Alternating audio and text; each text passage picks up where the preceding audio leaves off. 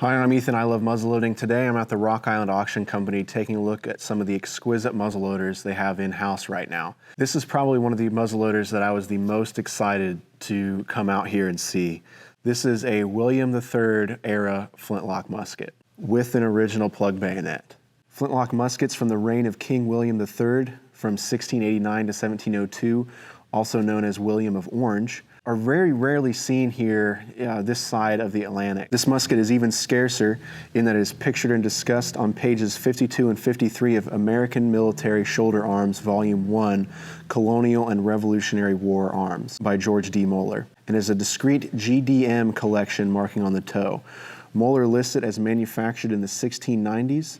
While most military muskets from William's reign had dog catches on the back of their lock, this musket is part of a group that did not. The lightly rounded lock plate has a fairly straight profile, terminates at a pointed teat, and has a very distinctive WR cipher of William III.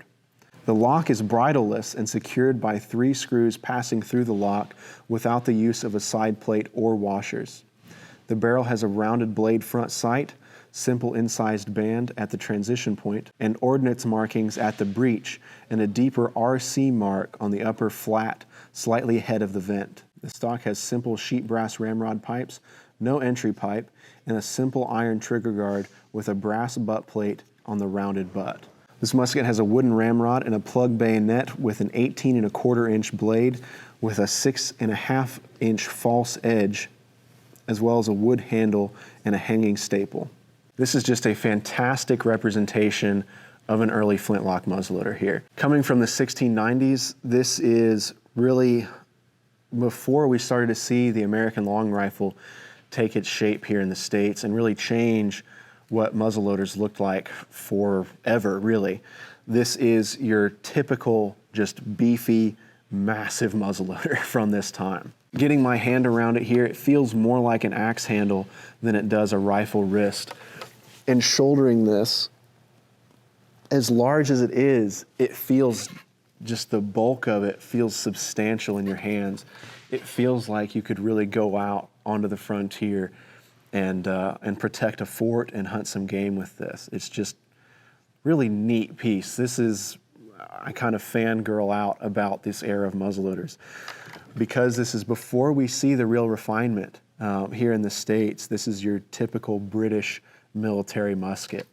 When it comes to contemporary muzzleloaders replicating original pieces, there's a lot of discussion that goes on about iron trigger guards. And depending on the period and the era that you're in, you know, it goes back and forth on whether they existed or not. But this is an example of an iron trigger guard being on an original muzzleloader here. There are no indications to say that this is a replacement iron trigger guard on here. I suppose that it could be, but looking at the patina on the trigger guard and the rest of the flintlock muzzleloader here, I'd say it's definitely a representation of an iron trigger guard on an original piece. We noted in the description the lack of a lock plate on here, and seeing this side here, we just have these 3 massive screw or bolt heads here, something you don't see a whole lot of. On some of the American Southern guns, you see just a single bolt head on here, but we have just these massive bolt heads here that are just, they're not necessarily artful, I don't think, in their original design. It's just a utility piece, but seeing them here, there's a certain harmony with it on this side face here. We can see here on the butt plate, it is all but non-existent. It's just a thin sheet of brass here. This is very unlike the cast brass pieces that we see a lot of here in the States. I mean, the butt plate is almost paper thin wrapping around the butt of the stock here. And it's held together with a couple really mismatched nails, which is kind of funny. And on the bottom here, it looks like we're even missing a nail that has fallen out.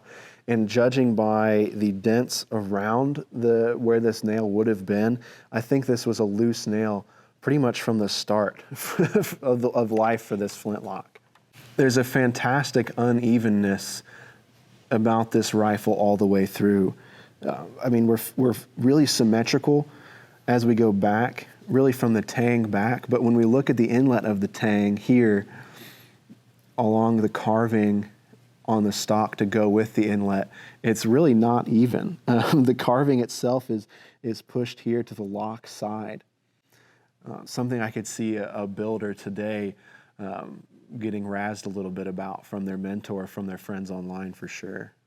It's just, I'm kind of met with a subtle calmness looking at this rifle. It's very reminiscent of some of the early Virginia flintlocks that we see here in the States, and really you can kind of see it being the father of those, if not a cousin really, depending on what era you're looking at.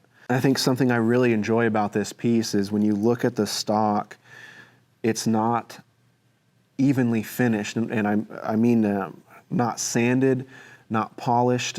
With a lot of contemporary muzzleloaders, we see striving for a 1200 grit finish on the wood, and rotating this rifle in the light, you can see some scraped edges here, especially back into the buttstock, where you can see the grain of the wood, and it is left, whether this is a craftsman decision or just the demands of the military production at this time, it's really hard to say, but it's nice to see that representation in an original piece. The lock on this muzzleloader is massive. The engraving here for King William is neat. I say that a lot with these original pieces, but there's just something really special about seeing an original piece up close, and the quality of work on it it's artful now, but for that time period, it wasn't necessarily art. This was somebody who was trained in engraving and likely got paid based on how many they finished a day. And it's just, the engraving on this is not to say incompetent in any way. It's just nice. It's simple. It works, and it's a fine representation of the time. Going along with the massive bolts we see here on the side plate, underneath the trigger guard, there's a very similar massive bolt head going into the tang of the barrel just in front of the trigger. And notably here, there's no trigger plate on this muzzleloader. We just have an inlet cut away for the trigger into the wood. It's just a fantastic, simple muzzleloader. I mean, I hesitate to say rough, but it is kind of rough, but I think that's part of the allure of this piece. It's just a massive workhorse, kind of a Clydesdale of muzzleloaders.